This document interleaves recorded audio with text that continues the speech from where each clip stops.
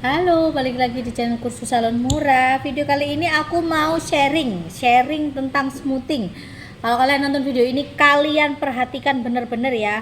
Perhatikan, karena ini penting. Tonton sampai habis.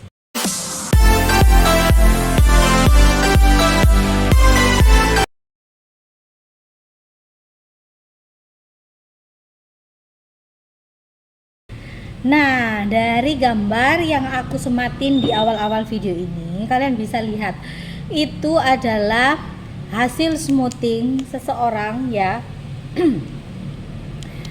Kenapa bisa sampai kejadian rambutnya ini pitak di daerah sini? Why? Salah orang yang kerjain atau salah obatnya? Kalian jangan salfok sama bulu mataku hilang sebelah. Jadi gini, ketika kalian ngerjain smoothing ya, pastikan kalian analisa rambutnya dulu.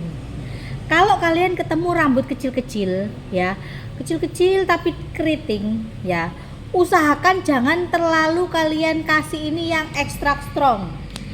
Strong aja sudah cukup. Kamu kasih normal aja loh, nggak ada masalah itu. Kalau rambutnya kecil-kecil. Tapi kalau kalian ketemu rambut yang besar-besar helaiannya ini, terus rambutnya ini bergelombang, kamu pukul strong nggak ada masalah. Tapi kalau besar-besar aja tapi rambutnya ini agak sedikit gelombang tapi agak lurus, kasih normal. Jangan salah diagnosa ya. Kecuali kalian memakai produk yang 2 in 1, dalam arti bisa dipakai untuk rambut normal, bisa dipakai untuk rambut strong. Ini nggak ada masalah. Oke. Analisa terlebih dahulu. Yang kedua, pastikan rambut customer ini tidak bekas diwarna. Kenapa? Khususnya kalau diwarna sendiri. Kalau rambut bekas diwarna, kena oksidan itu panas. Kalau disemir sendiri, terkadang kita nggak tahu oksidannya pakai berapa persen. Terus ketimpa obat step 1, sedangkan obat smoothing step 1 adalah obat untuk melenturkan rambut supaya gampang untuk dilurusin. Nah, ini bahaya. Jangan sampai kalian ini salah diagnosis ya. Tanya dulu, pernah diwarna kak? Atau pernah diwarna di salon atau pernah diwarna sendiri enggak? Harus jelas riwayat rambut. Supaya apa? Kamu kasih formula pun tidak salah-salah. Dan customer harus kerjasamanya, harus jujur. Terkadang ada orang pengen rambutnya lurus tapi memaksa, akhirnya berbohong ya. Ini yang sangat rancu sekali. Karena apa? Nanti ujung-ujungnya kalau terjadi masalah, rambut kalian sendiri dan kalian akan menyalahkan salonnya. Oke, kembali lagi ke topik sebelumnya. Kenapa bisa kejadian rambutnya pitak seperti itu? Nah, jadi setelah aku tanya-tanya ini, yang bersangkutan, dia ngolesin obat sudah sesuai dengan SOP dia. Ya, dia ngoles itu lamanya sekitar 10 menit. Nah, kemungkinan terbesar rambutnya ini pernah diwarna. Dan dia ngomong juga, katanya ibu-ibu ini rambutnya itu sudah pernah, maksudnya selesai diwarna sendiri. Jadi rambutnya ini warnanya belang-belang gitu. Nah, terus aku nanya lagi, bener nggak saat waktu dioles step pertama, di bagian sininya, bagian atas itu terkadang kan ada orang ngolesnya, nah mungkin ada sisa-sisa di toel-toelin di sini. Nah, kalau misalkan kayak tadi ya, toel-toel gini sisa, kalau sisanya banyak ya jangan ditoel-toelin. Kenapa? Karena misalkan nih, kadang mungkin di mangkok kalian ada sisa segini. Ini aku ambil contoh, aku pakai krim baterai. Nah, anggap aja segini ya. Sorry, ini taken videonya aku agak jeda-jeda ya. Kalau gini langsung kalian olesin di sini semua. Kadang itu kan kalau sudah selesai ngoles ada sisa, kita olesin di sini. Jangan ya. Kecuali kalian ini misalkan nih ya segini nih, ini tipis-tipis saja. Kalau segini nih nggak ada masalah kalau sisa-sisaan gitu. Itu pun hanya sekedar kita kasih jeda dari pangkalnya. Kenapa harus kita kasih jeda? karena ditakutkan rambut customer ataupun kulit kepala customer itu sensitif. Kalau kulit kepala sensitif kena obat smoothing dalam jumlah yang banyak atau terlalu tebal ngolesnya, yang kena kulit kepala ini dia akan cenderung patah. Bahkan patahnya seperti yang gambar aku sematin di depan tadi, pitak-pitak ainan di sebelah sini. Apakah kayak gini tuh kesalahan dari obat? Bukan. Karena obat itu yang disebutkan itu aku juga pakai. Beberapa anak-anak les kutanyain semua tidak ada masalah. Berarti apa? Human error dari yang ngerjain sendiri. Kenapa bisa sampai di sini itu kejadian pitak? Ya ternyata memang benar dia ngolesnya terlalu kena kulit kepala. Ini yang nggak boleh. Ya diperhatikan. Kelihatannya sepele. Ojo apa ya bahasa Indonesia?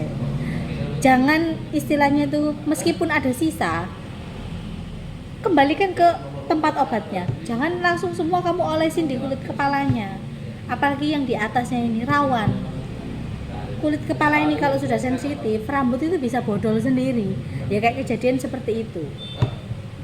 Terus lagi, kalau sudah durasi waktu yang ditentukan ini sudah sesuai dengan SOP, yaitu tadi kesalahan dari humannya yang ngerjain, ya, bukan kesalahan dari obatnya. Karena kalau kesalahan dari obat itu pasti bukan hanya satu, sedangkan dia ngerjain ini beberapa kali itu nggak ada masalah, ya cuman megang customer saat itu aja dia itu bermasalah. Jadi sebisa mungkin usahakan ketika kalian ngoles obat kasihlah jeda sama yang di atas. Supaya apa? Tidak kejadian yang namanya pitak-pitak. Nah, terus lagi misalkan nih ya, waktu nyatok, pencatokan itu juga sangat penting banget. Kenapa aku bilang sangat penting? Naikkan suhu secara berkala. Setidaknya rambut ini kan kelihatan, yang megang kalian, helaiannya tipis kah, helaiannya tebel kah, kalian kan bisa rasain kan.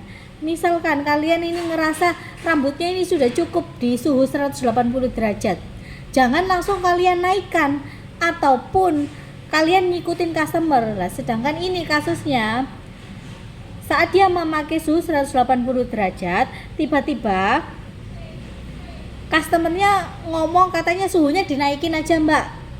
Nah rambutnya kaget. Nah sedangkan kamu yang punya salon, kamu yang berkuasa di tempat kamu, jangan nurutin apa kata customer. Karena apa? Bekerja sesuai dengan SOP. Kalau kamu merasa rambut ini sudah cukup di suhu itu, jangan dinaikkan, nanti kaget rambutnya. Soalnya kalau sudah kejadian rambutnya ini kaget dengan panas yang suhunya terlalu tinggi, akan rontok. Ya. Terus yang di gambar yang kedua itu kan kayak ada helaian rambut itu ya. Kalau kalian lihat, perhatikan. Itu ada di mana rambut yang rontok itu di ujung-ujungnya seperti kayak ada, kalau bahasa Jawa itu bosik ya, tapi kalau bahasa Indonesia kayak hampir kayak buliran ketombe itu, kayak koreng. Nah itu sebenarnya bukan koreng ataupun bukan ketombe, itu akibat dari ngolesnya. Waktu dioles selain terlalu banyak, juga waktu nyucinya kurang bersih ya. Perhatikan ketika kamu punya salon, jangan sekali-sekali pelihara kuku. Jangan mentang-mentang kalian ada nail art di tempat kalian kasih kutek yang macam-macam kuku kalian. Akhirnya apa? Kalau kuku kalian terlalu panjang atau terlalu cantik, kalian megang customer ya, waktu ngeramasi itu enggak kurang mantep lah, akhirnya enggak bersih. Itu salah dari siapa? Dari yang ngerjain sendiri. Diperhatikan, ojo pelihara kuku. Kuku itu harus pendek. Perhatikan, kuku harus pendek. Kalau sudah kejadian pitak kayak begitu, yang rugi kalian sendiri. Sama yang paling kasihan itu customernya. Karena menumbuhkan rambut kalau pitaknya ini di dalam, oke, masih ketutupan. Tapi kalau pitaknya di atas ini kan malu, apalagi perempuan. Jadi harus benar-benar ya, jangan sampai terkena kulit kepala. Nyuci, diperhatikan nyucine kudu resik ya. Ojo wajahmu tuh ae sing resik, ibarat kata itu nyuci rambutnya orang juga harus bersih. Kalau sudah kejadian kayak begini tuh fatal. Jangan sampai kalian-kalian yang nonton video aku ini ya ngalamin kayak begitu. Kalaupun sudah mengalami hal seperti itu, dibenerin cara kerjanya ya. Terus lagi, di salon harus selalu standby produk yang namanya serum rambut sama hair tonic. Kalian nyetok aja yang kecil-kecil begini banyak, kalian juga bisa jual, kalian juga bisa pakai sendiri. Untuk apa? Produk-produk kecil-kecil kayak gini.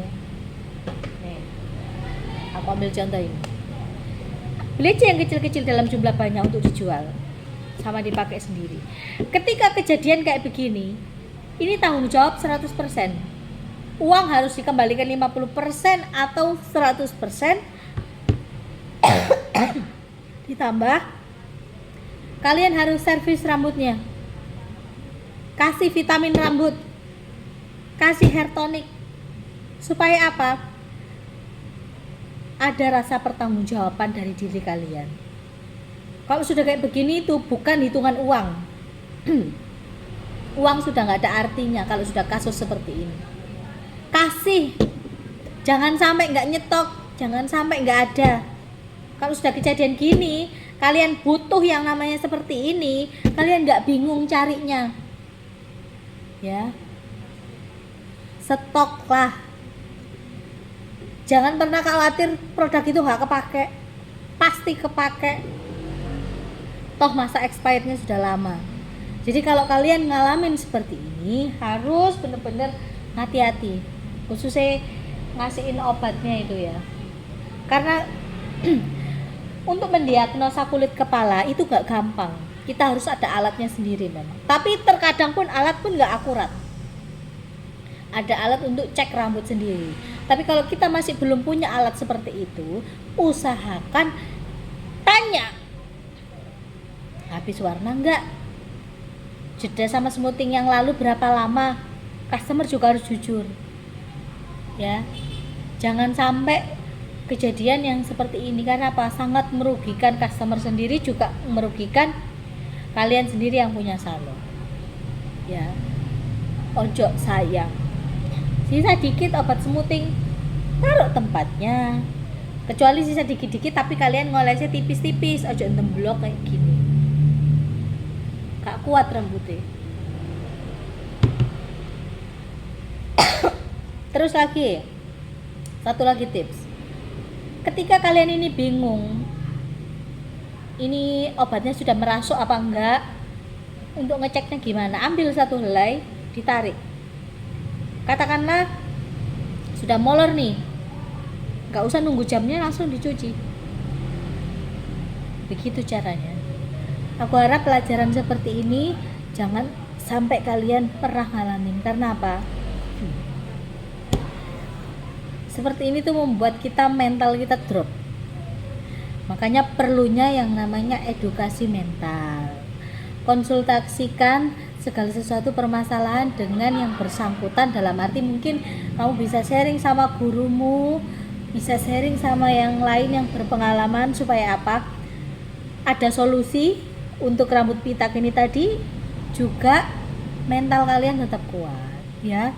Segala sesuatu di salon itu pasti ada aja masalah. Bukan hanya kalian yang pemain baru, kadang pemain lama pun juga pernah ngalamin hal-hal kayak gitu. Karena apa? 1:1000, apes-apesan kayak gitu. Jadi usahakan kita mengerjakan sesuatu harus berhati-hati, mentalnya dijaga, jangan sampai sudah kejadian seperti ini drop, ya. Hal-hal semacam ini kejadian itu sudah lumrah, orang kerja ada masalah itu lumrah. Cuman kembali lagi, jangan sampai kasus seperti ini membuat kita sendiri itu patah semangat, ya.